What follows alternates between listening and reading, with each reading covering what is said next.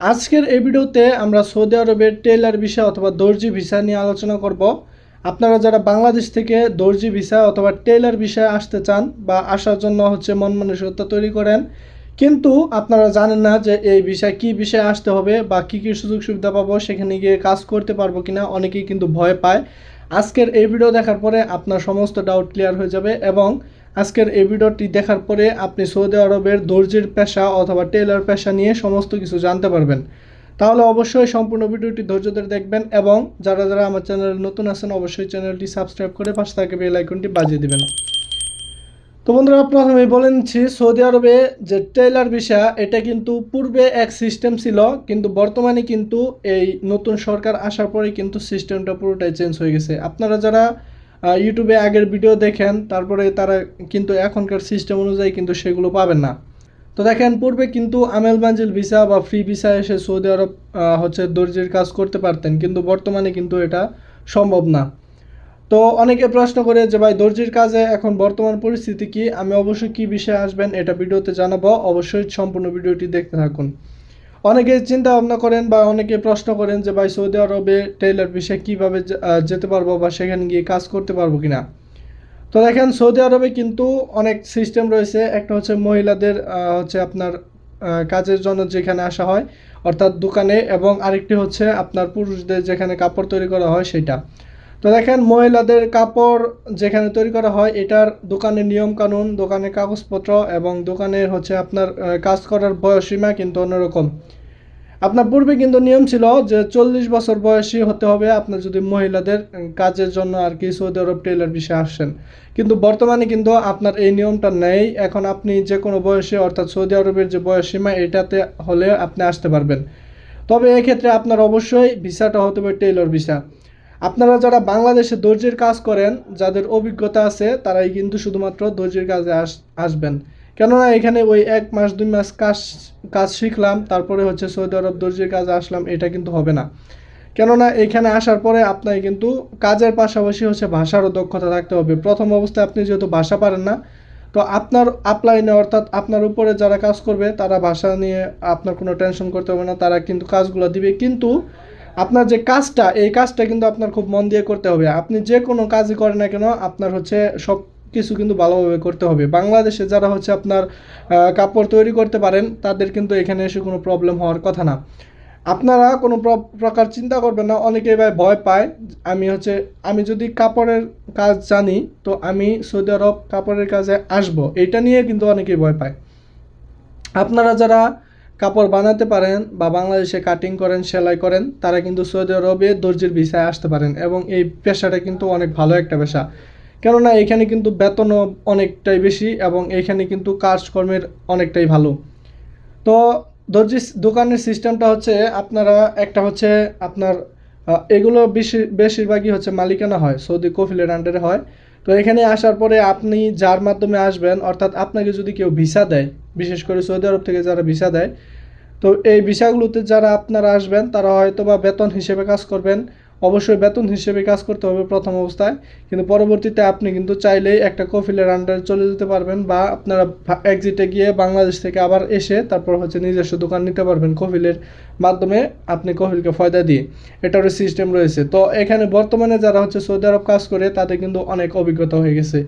বিশেষ করে যারা নতুন কিন্তু খুব কম আসে এই পেশায়। কিন্তু আপনারা যারা বাংলাদেশে ভালোভাবে কাজ করতে পারেন, তারা কিন্তু এই বিষয়ে আসতে পারেন। আপনার একটা সিস্টেম রয়েছে, আপনি এখানে যদি একটু অভিজ্ঞতা অর্জন করে ফেলতে পারেন এবং আপনার যদি ভাষাগত দিকটা একটু ক্লিয়ার হয়ে যায়, তাহলে কিন্তু আপনি এখানে প্রচুর টাকা ইনকাম করতে পারবেন, হিউজ পরিমাণ টাকা ইনকাম করতে পারবেন। একটা এখানে যে কাপড়, এগুলো আরবি নাম শিখতে হবে এবং আপনার গলা, তারপরে বডি, এগুলো যে আপনার সেলাইয়ের মাপ, তারপরে আপনার সমস্ত কিছু কিন্তু আরবি মোটামুটি ভালোভাবে শিখতে হবে। তো বর্তমানে কিন্তু মোবাইল দিয়ে অনেক আরবি শেখা যায়। তো এইগুলো আপনারা যখন শিখে ফেলতে পারবেন, তাহলে কিন্তু আপনি যে কোনো একটা কাজ ধরে তারপরে কিন্তু সেটার অনুযায়ী আপনি কিন্তু ইনকাম করতে পারবেন। দেখা গেছে একটা জামা সেলাই করলে আপনার 110, 150, 120, 100 রিয়াল, বা অনেক সময় বোরখা সেলাই করলে 50 রিয়ালের মতো দেয়, এরকম অনেকে ইনকাম করে।